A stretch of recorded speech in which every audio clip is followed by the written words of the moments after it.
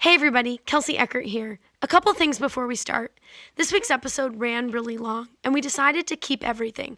So tune in next week for what was usually the second half of our episode. Also, if you haven't already, would you mind pausing and reviewing our podcast on whatever app you're listening to it on?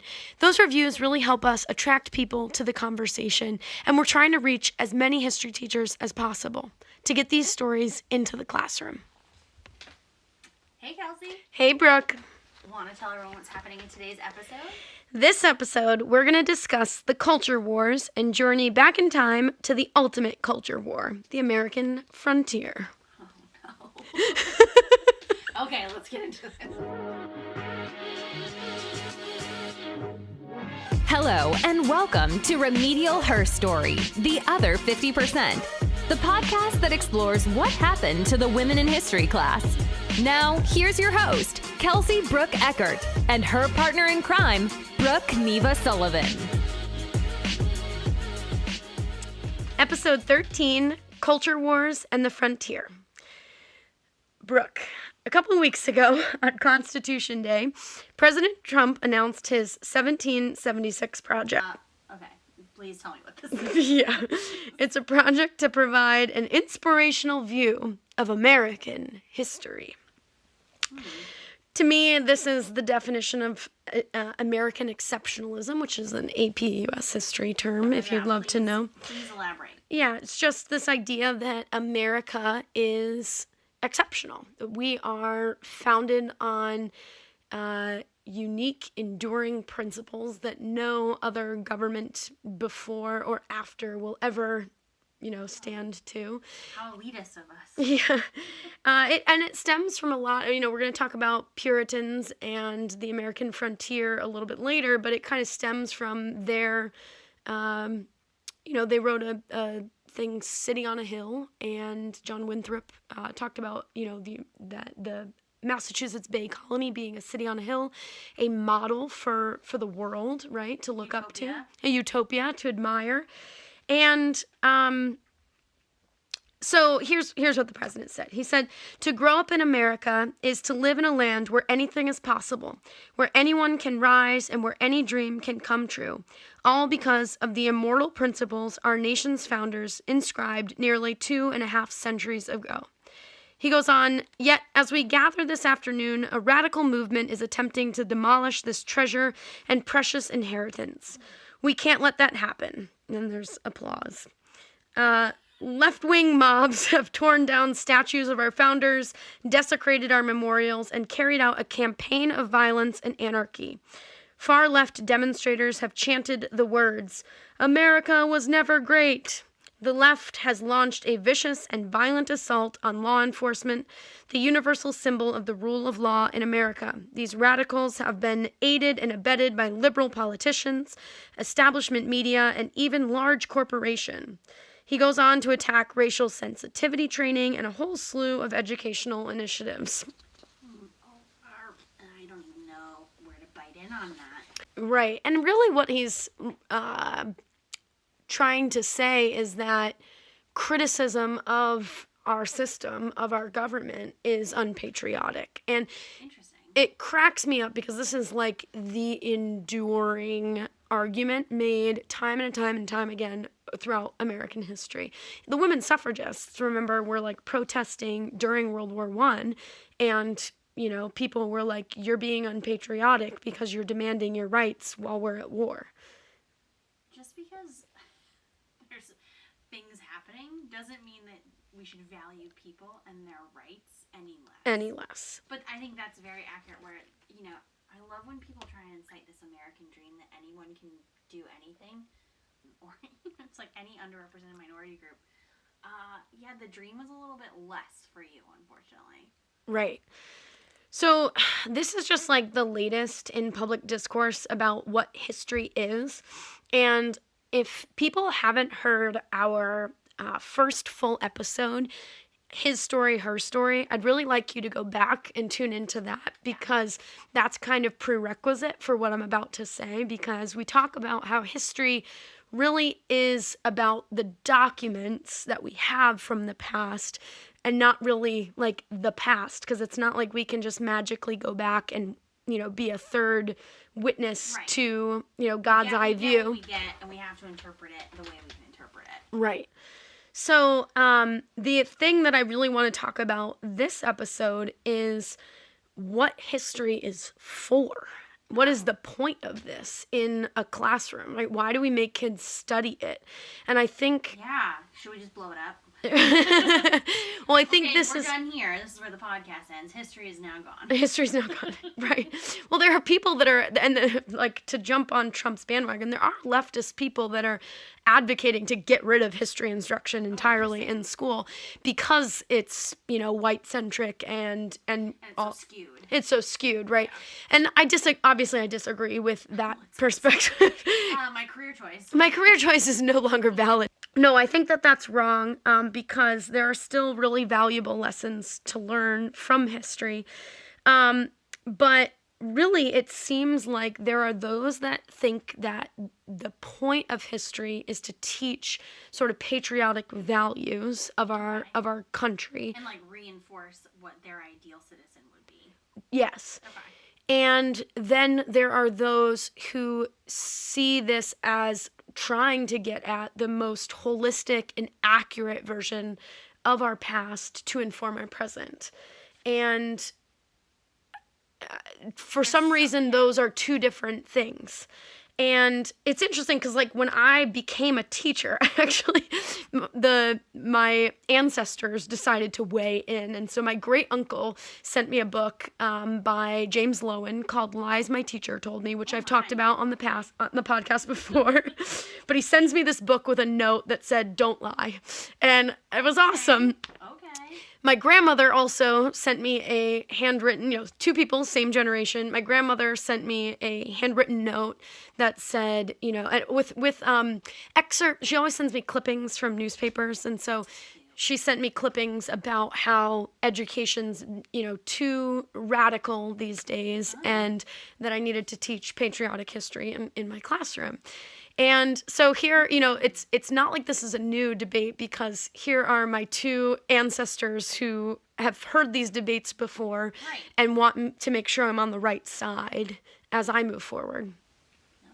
That's like good devil, bad devil on your show. I know, I've got them both. Going forward. Hey, and they're both, I mean, both of those people are historians, both of them are educators, and so, you know, differing perspectives. Some pressure. I think I just got the Dr. Seuss book when I graduated. All the places you'll go. Good luck with this one. Like, good pat on the back. They're like, we are not sure where she'll venture to. But she will venture. But I guess I am not really interested in people that don't understand what it means to be a citizen of the United States. Yeah, or what does a good citizen mean to someone? You know, is it someone that does speak out against radical movements? Is it someone that holds doors open for women? Is that appropriate? It's like everyone's view of a good citizen is going to be different. Yeah, but I think at least in the definition of understanding civic duty and civic responsibility, and so to me, patriotic or not, I think we should be really focusing on creating citizens and informed, engaged, critical thinkers. And so, you know, I want people who understand the democratic process in order to ensure that the freedoms they are granted in those founding documents actually stand true. And I think the really hard part is, you know, in law, they talk a lot about the intent of the lawmakers when they made that. And we talked a little bit about this on our last podcast about the 14th Amendment, how the 14th Amendment was intended to guarantee rights to African Americans who were no longer enslaved. But that amendment is now being utilized by women to try to ensure their rights to equal protection and due process under law. And that's not the original intent of the 14th Amendment. It had nothing to do with women. Right. It had everything to do with slaves. And so that's kind of tricky because, so in law, they talk about that all the time. So when I look at the founding documents from that perspective of the original intent, it's questionable. When it comes to women, incredibly questionable. And, Trump's talking about heroism, and he has all sorts of recognition of... Well, let's be clear, too. Trump is not the first president to take on this battle of what should be taught in schools and what people should be educated on. We're not, sitting out here saying that it's not okay to be critical of the education system. But we are looking for a more inclusive view, and what he's proposing sounds like we're going to skew the view towards only telling the stories that we think are important versus the ones that really happened across the multiple medias. Well, one thing he talks about that I really agree with is not we don't want to and there's a psychology here of that I think is really different between the right and the left in America right now about what is the message that is going to get people to achieve their full potential. Right. And he's worried about victimization, that Black people and women and Native Americans are gonna feel victimized when they hear the real history or something like that. And there are lots of African Americans and Native Americans and Asian Americans and women who have stood up and not been burdened by the things that should have held them back. Okay. And so I agree with that part of what he's talking about.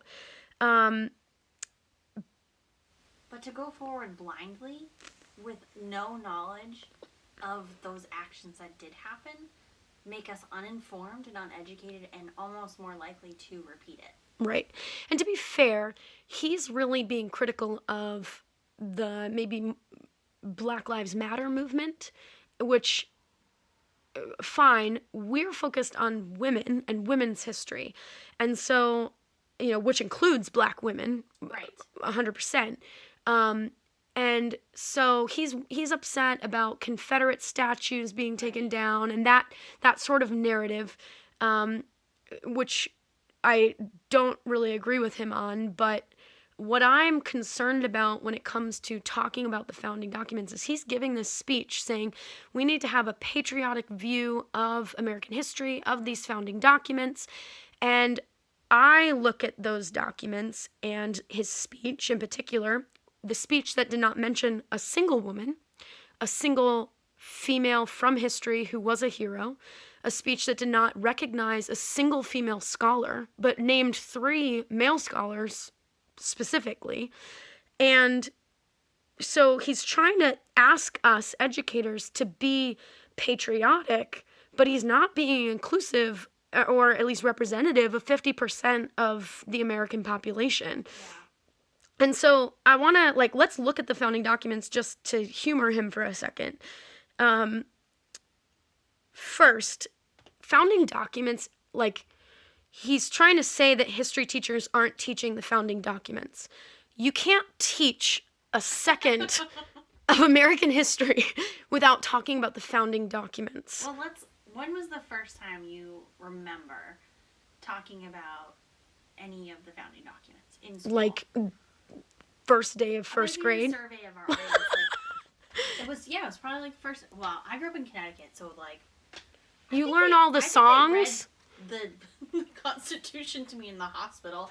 Basically, you did all the songs. We had all the days where you dressed as a Puritan and marched.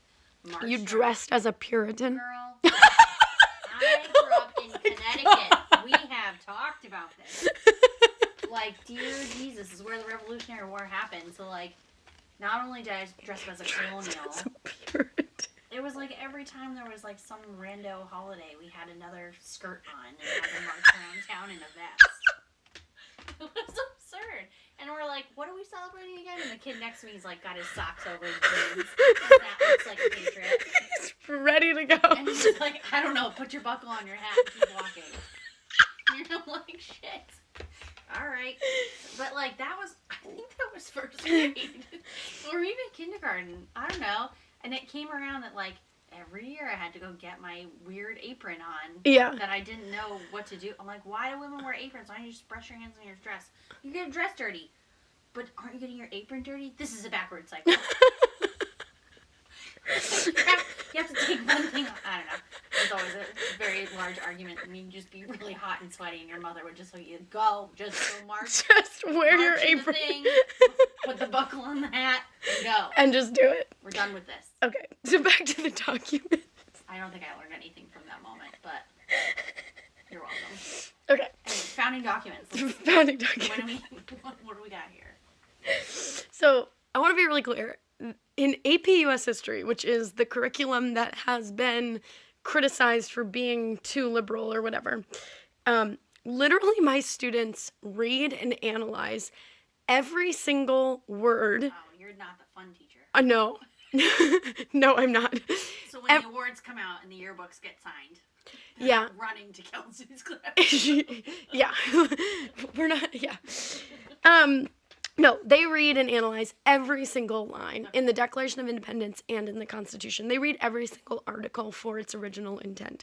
So the students know it's heavy and it's real. I even make them read the original draft of the Declaration of Independence, not the final draft, but the original draft that included a grievance against slavery and blamed the king for slavery. And they removed that grievance from the Declaration of Independence to appease southern states or southern colonies. So, interesting. Yeah, so fascinating. But like the kids, if you're doing history correctly, if you're really analyzing the sources, they should be reading the founding documents. Right. Well, that should be the foundation of your course. It's like founding documents, step 1. Right. Next documents. Right. And then, of course, I make my students then go and read Mercy Otis Warren's criticism of, okay. But we digress. So these are central in history class. You don't, and that's just history. We also have a government and civics class down the hall where they're doing the same thing, just in a different, like. Double efforts at this school. Right. But I don't think I'm lying when I say, like, all teachers are doing this, because I mean, I remember doing it in school. I'd be curious what our listeners, how often they covered it and when.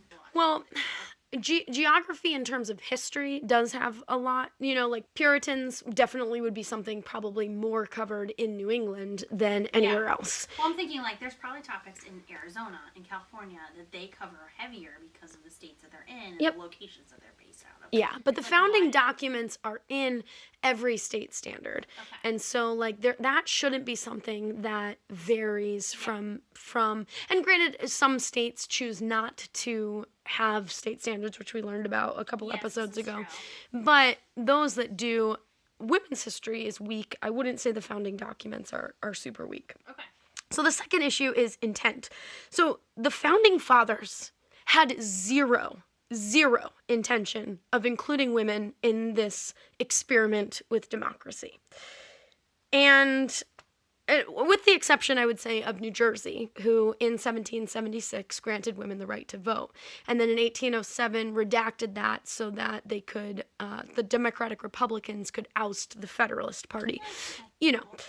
But not, like, the idea that, like, he wants us to teach sort of like an enlightened, inspiring view of the founders and these documents. Not even one of those men was enlightened enough to consider including women. And people love to talk about John and Abigail Adams. So let's talk about John and Abigail Adams for a second like that. Let's bring up Mr. Adams. So Abigail Adams is famous in history because she wrote to her husband that line, "Remember the ladies." And she goes on to say men would be tyrants if they could be, right? So, like, you need to create a legal system that protects women. And she wasn't advocating for the right to vote per se, but she was saying, saying we exist and we're around and protect us. Yeah. Nobody mentions what John Adams said in response to her. Ooh. I bet you have it in front of you there, Kelsey. I do indeed. He says something to the effect of your, comments related to women.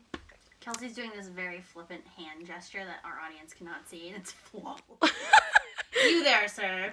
Peasant. Yeah, but it's his wife. Yeah, You there, wife. He says, "I cannot but laugh." Oh. That's his response. People don't talk about his response enough. Imagine if your husband said that to you, or your partner, like, soul crushing. Soul crushing. And she's crushed. I mean, it takes her a while to, like, write back. Oh, she writes back. Yeah, I don't know what she said in her response back, because I think she's like, okay, case closed, but... like, imagine what she might have said. How dare you, President? And well, she does, like, a really he's not a solid, president yet. This is in the, the process. He's just like a dude. Really good shaking finger. Like yeah. Oh, yeah. Like an old crookedy lady. Yeah. Even though she's probably really young at that point. She's not old yet, but yes. So this is the hard part, is like, how do you look at that and say, well, these men were so enlightened? In some ways they were enlightened because, well, first of all, they were revolutionary. They're creating a society that has never existed before. Yep. Sure. Yep. Good for you. Good on you. Yeah. But not a single woman is in the room when they're writing these documents, right? And it's going to be well over a century before literally a single woman is going to sit in a position of power where she can have any authority of what's going on in the Constitution itself. Right? Over a century. At least. I don't know off the top of my head when the first senator or woman in the House of Representatives actually gets to sit in as they're amending the Constitution. But, like... Yeah. Right? Like, so... So basically, your opinion has zero value to the making of this culture, even though you're birthing the children, you're creating the home life, you're creating stability. Right. You're making... I'm sorry. This is not to say that John Adams or any of the founding fathers were inherently evil. And I think that's what I don't understand about criticism. Like, why does criticism have to be black and white? Right? Like to say you didn't include any women, that's just a fact. Yeah. But it's not like, and you should burn in hell. It's like, what? How did we jump to that? Too far. Like, we're not saying that. It's just saying these guys are products of their time. They wrote a document that was enlightened for its time, but it did not even include poor men. It did not include people that were slaves. It didn't include the Native Americans that they had just recently expelled. People with disability, right? Like, the list goes on and on of who is not included in this. Right. And that's a fact. It's not like we're not making things up about these people. We're just being accurate. And but we don't have to be black and white about it, because I still adore John Adams. I still love reading about him. I've read multiple books about him. I've watched the HBO documentary series on him. Like, he's very interesting, and he's the main actor in that series. Oh, I forget his name. Giovanni. Yeah, him. Oh, I'm totally blanking. Giovanni something or other. Yeah, he's great. So good. He's very good in it. Yeah. And so I think, given the time, the Constitution and the Declaration of Independence are two of the most forward-thinking and revolutionary documents ever produced by a governing body at the time. Solid. And I think, like, that's a statement I want to be quoted on, because I agree. Oh, you heard it here first. You heard it here first. But I think the point here is that, like, a good academic, a good person, a good thinker could probably hold contradictory viewpoints in their head. And you probably should. And you probably should. You should be able to debate and do a self-debate, because that's how you become a critical thinker. Right. In a positive society. Right. And I think it's also the definition of a moderate person. A moderate person can hold two very different viewpoints, right? One that says this is a very forward-thinking document. It is inspirational. It is revolutionary. And also, it was hypocritical and malicious towards the women that lived in that society. We can live in both sides of that fence. Yep.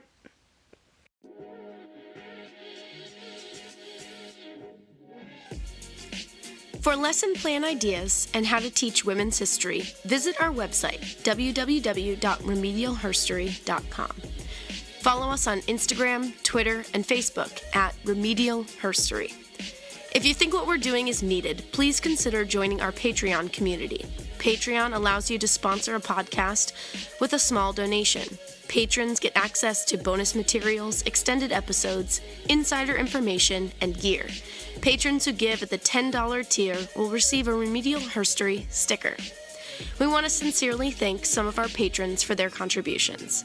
Kent and Jamie Heckel from Ohio have been some of our biggest fans from the beginning. Thank you so much for your contribution. And a huge thank you to Bridget Erlandson from Connecticut. As an educator, your endorsement and passion for equitable education means a great deal. Thank you for your support and endorsement. You can find a link to our Patreon page on our website, www.remedialherstory.com. Or you can go to patreon.com and search for Remedial Herstory.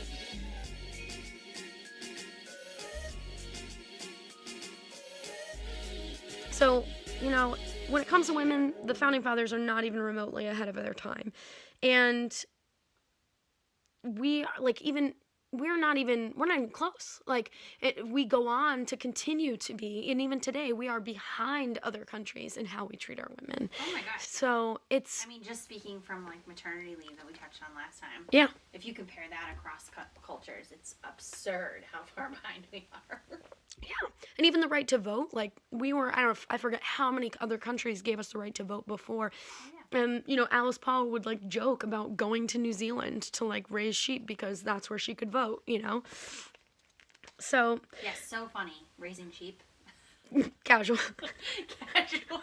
Just, grab one of those Winn-Dixie jobs over there in New Zealand so I can vote and have my own sheep. Yeah.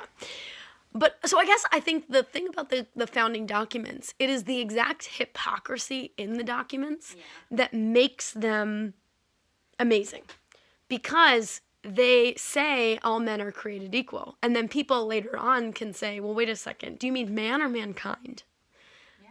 Right? And do you really mean all? Because let's get into what all means. Right. Right? You could scrutinize every word of the choices they made. And strong writers. Yeah. It's that's not the criticism, but it can be manipulated in so many ways, and that's the English language. Right. But also, even slogans that, no taxation without representation. Oh, yeah. Tell that to the women who literally couldn't have any representation until 1920. Tax the crap out of them. They were taxed. They had to deal with lawsuits in front of juries of all men. Imagine being accused of adultery or divorce or anything that led to divorce, and you're arguing for custody of your children in a jury of all men. That didn't go well for them? No, it didn't actually. That's so odd. So it's crazy, and it's interesting because the historical record supports what I'm saying because. Even in the 20th century, when women get the right to vote, everyone thought oh, that will change everything. And it really doesn't change very much. What does change is when where we see federal laws actually changing is when women start actually sitting in positions of power. Oh, weird. Concept. I feel Kelsie blew my mind. I know. So it's not till women are actually in office in the 60s and 70s in large number that you see all sorts of laws being passed, whether it be, related to birth control or abortion or family leave or equal pay. Only better, punctuation points that more women should be in public office. Yeah, and it's embarrassing how few women are actually in our government today compared to men. But there's some great groups out there that are doing working to get them in. Incredible work to advocate for women to run and encourage them. I think that's huge. Right. Shout out to AOC, but there's so many. Right. And I think, the point that Trump is trying to get at is that there's this victimization there. And I think, I don't really know where that comes from because when I look back at all the women who lived in these systems and I see them thriving in those times and accomplishing so much in their time, that is inspiring. And Abigail Adams is inspiring despite the fact that she, didn't really get her request considered. Here's a woman who loved her husband. Yeah. Indefinitely. Here's a woman who negotiated with Jefferson to repair the relationship between Adams and Jefferson. And I think that's incredible. And she raised a family. She managed a business and a farm while he's off doing whatever he's doing. She traveled the world with him. She's really cool, even though he shot her down, even though they didn't remember the ladies. And I think that this idea that we're somehow victimizing women by saying they didn't get what they want, she still did a lot in her time, and we can honor that. And I think also, when we look at how far women have to jump to get to achieve things, that is way more inspiring than if we just pretended there weren't these barriers to women's success. Right, exactly. And then it also sets us up, the contemporary people, who are still living in a world where women are not given the same opportunities as men are because they are women, and not necessarily because the laws make it that way, but because biologically they're women and there are things that happen to them that don't happen to men. Yeah. And if we make it seem like girls, there are no barriers, they're like, right? Like if we ignore this stuff. The blanket statement that everyone in America has an opportunity for success, it's just not accurate. And it doesn't give me any examples or any models of people who fought around it. No, and we're not trying to create victims by making that statement. We're trying to highlight injustices that can be corrected and for next generations may never be a barrier. Right, and give them models for how to overcome barriers. Exactly, like this is the path to that, and this is the path. Like. But when girls sit in history class and all they hear about is how men broke barriers, what are they learning? Who are their models? Because they can't just leave their house and go off to the Continental Congress, right? Like that's not an option. Yeah. Well, that's representation. You want to see someone sit there before you did and go forward in that. It's very valuable. But it's also, you're not only going from your history class learning that, you're going to your math class and seeing all the male mathematicians, and then you're going to your English class and you're reading all the English, philosophers that are men. Right. Male writers. So you're not getting it from one source, you're getting it from multiple sources. And so if there's... Right, and it's not even accurate. Exactly. And so if there's opportunity... Pythagorean theorem? Yeah. He was educated by a woman. Anyway, I'm over it. Okay. Next week, we're tackling math classes. Yeah, don't even. So I read a book that I want to recommend to people. It's called History on Trial, Culture Wars and the Teaching of the Past. It's by Gary Nash, Charlotte Crabtree, and Russ Dunn. And they are writing in the late 1990s. So it's not a new book by any means. But I think the fact that it's not new... But they had CD players. I mean, it's not that old. Yeah, right. CD players are super relevant. Right. The fact that they, in that time, are writing about the same thing that Donald Trump is trying to address today sort of shows you that this is a reoccurring pattern in American history. Similar to what we were saying, he's not the first president to challenge this. No. So they said, in all modern nations, educators and political leaders have regarded history as a vehicle for promoting amor patriae, for instilling in our people knowledge and attitudes that promote national cohesion and civic pride. The reforms that were put into California's education system in the late 1990s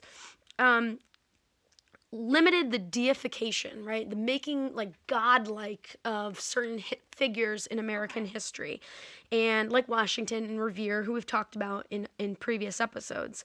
And it gave and included lesser-known leaders who were also doing stuff.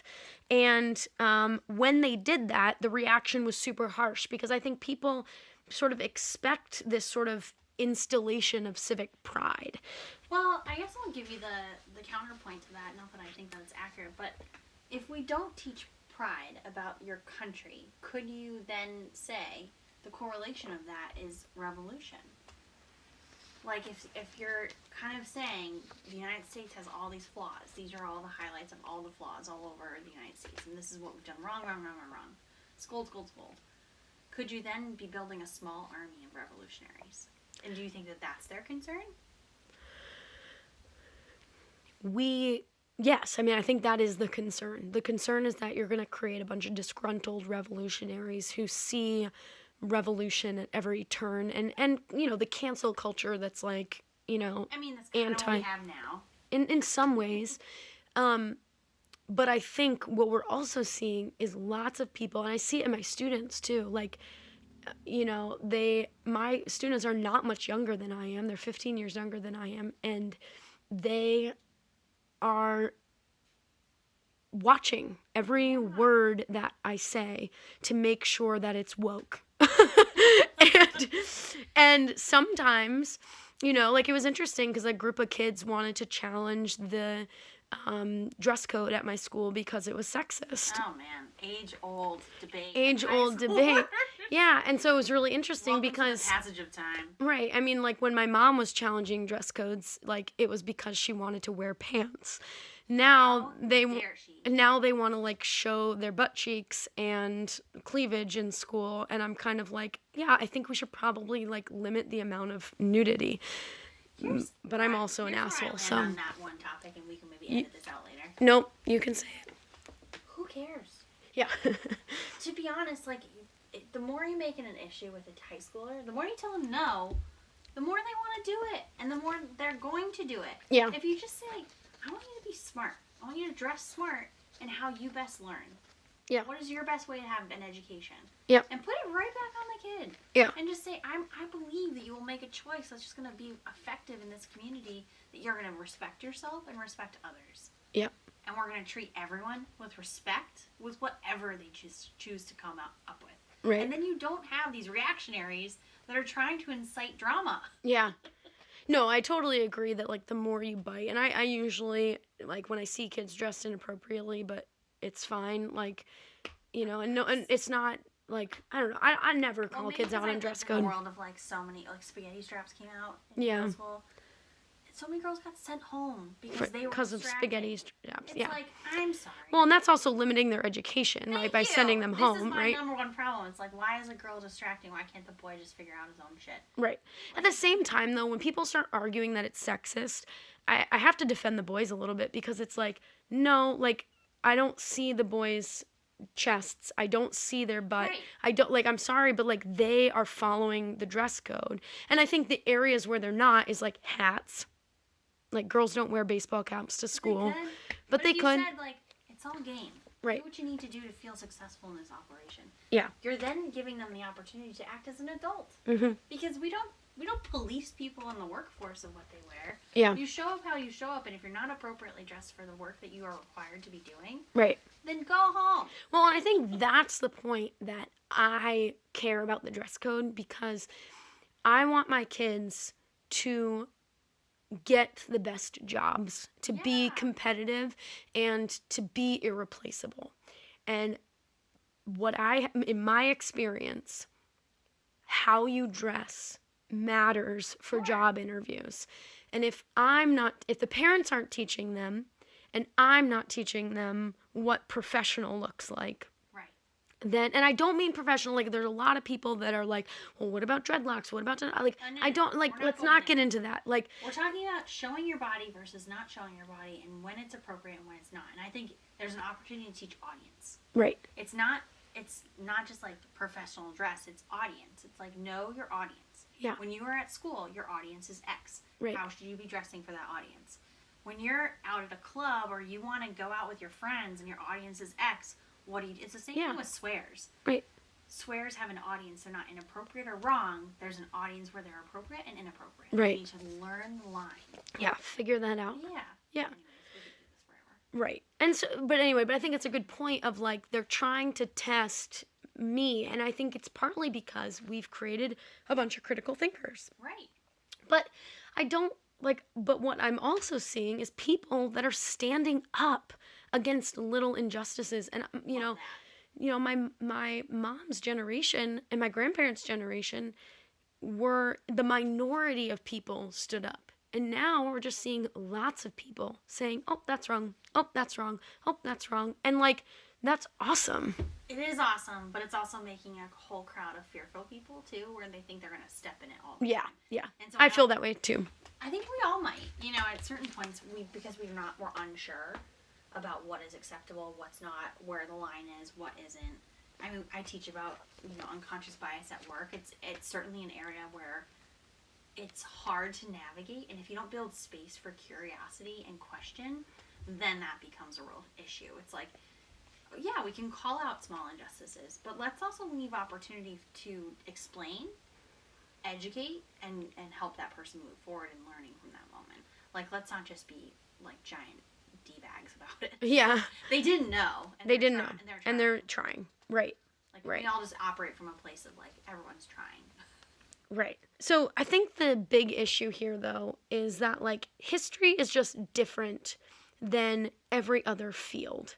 And one of the people, H. Stuart Hughes, he's a Harvard historian, he said, Historians, in contrast to investigators in almost any other field of knowledge, very seldom confront their data directly because you're dealing with sources from history, right?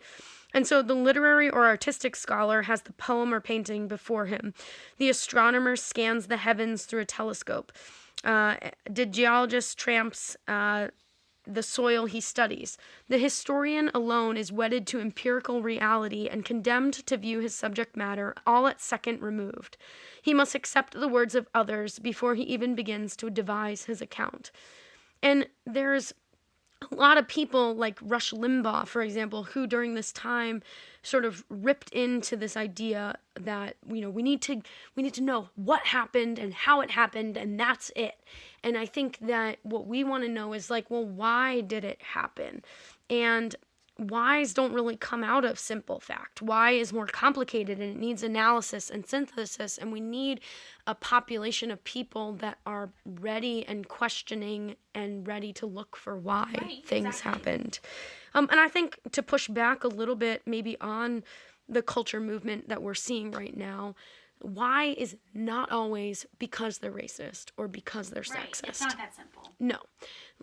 And I think there's a lot of people right now that are missing out on allies because they're ready to jump down their throat. Sure. And I think that's a big part of the problem. Well, and I think in the reverse of that, there's a lot of people out there calling themselves allies and not doing the work appropriate to be there. Right. To show up appropriately. Yep. So it goes both ways, but it's also, you do want someone who's going to question and to validate and to own up. I think that's one of the things I've liked about recent culture movement. You see a lot of people owning previous mistakes, which is a whole new, they're not just trying to push it down and say that didn't happen. They're owning it, and then they're saying you can grow and learn that you were a hypocrite. Yeah. And now you need to know that this is how I'm going to be moving forward. Right. So that's been pretty interesting too. I think we have to acknowledge the pitfalls of ourself, right? But from a history perspective, we have to look at and acknowledge American pitfalls because the adage, history repeats itself. Let's not make those mistakes again. How about that? Probably an even more important adage would be something like the one that goes, well-behaved women seldom make history. I think the problem when it comes to history education is that the women who make history, who are notable and significant, are oftentimes the women who stand up against the injustices that they're seeing. And I think, there are certainly examples in the founding generation, like Mercy Otis Warren and Abigail Adams and Martha Washington, who were supporters and patriots of the cause.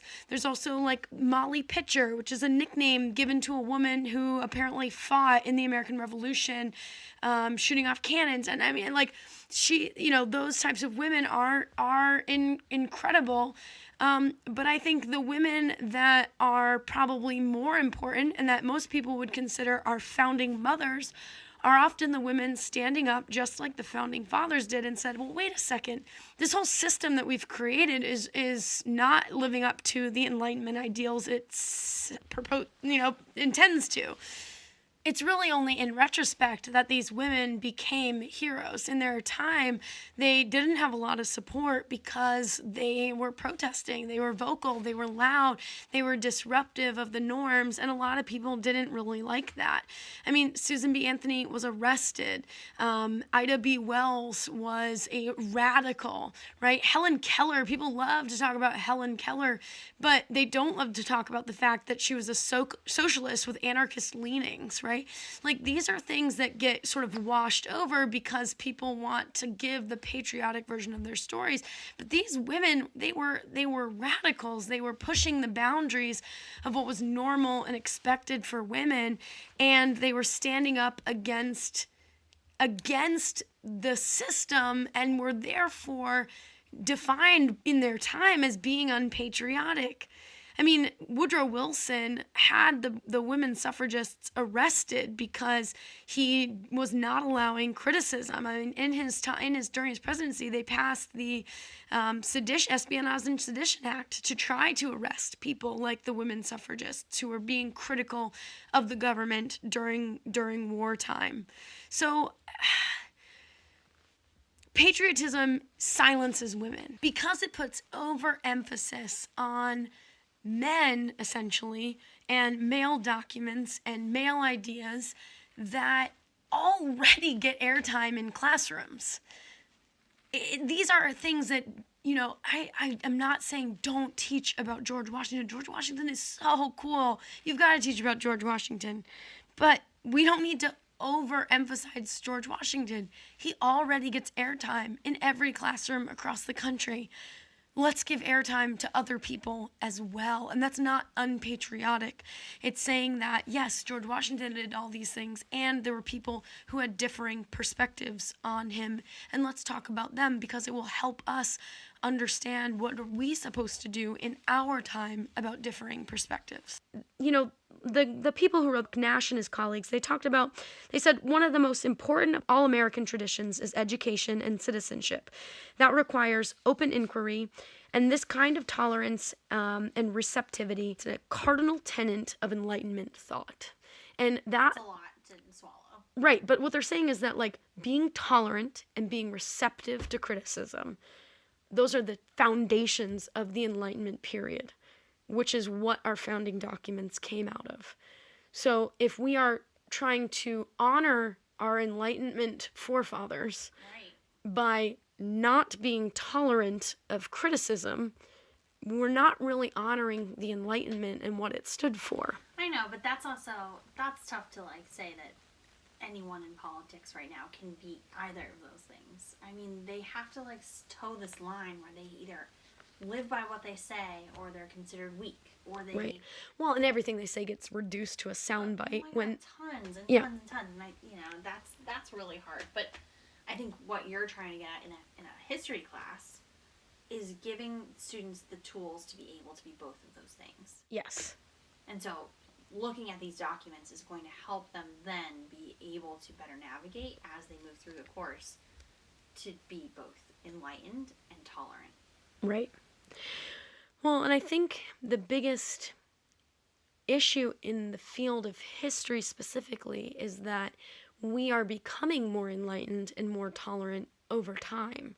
Right. And so that gives us a new lens to look at our history over and over and over again. Right. Because we can keep looking back and say, wait a second, they didn't really include these people. And wait a second, they used those words? So I think that historians are tasked with a really challenging thing, which is the historian is constantly looking at the evidence from a new perspective in time. Your vantage point is constantly shifting away from what that time period was. Right. Gosh, that's really challenging to make a lesson plan about something that keeps getting further distant. Yes. Yeah. Right. It's not like math where the numbers remain the same. We're not trying to downplay math over here, but we are. We get it. You're cool. We want to talk about women. If you can get them in your classroom, we'd be all for it. Yeah. Awesome. I'll call out to the math teacher. My dad was a math teacher, to be clear. All right. Brooke, let's take a short break. No! And we'll be right back. Thanks so much for listening to Remedial Herstory, the other 50%. Please subscribe, rate, and review wherever you listen to your podcasts to bring more voices to the conversation. We really appreciate that effort. Until next time.